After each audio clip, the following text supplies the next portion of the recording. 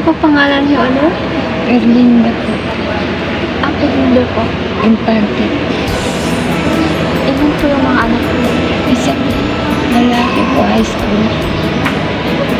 Paano niyo po sila pinapaaral?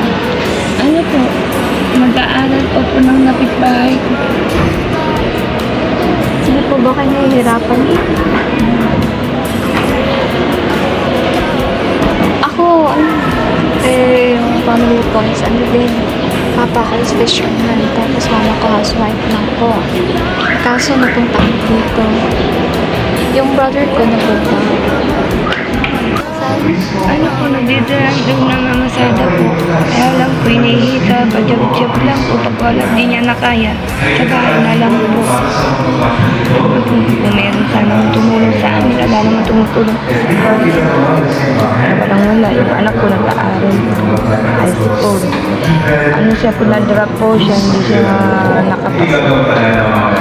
Gusto ko sana nga po mag-aaral yung anak ko. Walang sana mag-aaral sa akin. Lang akong noray lang po.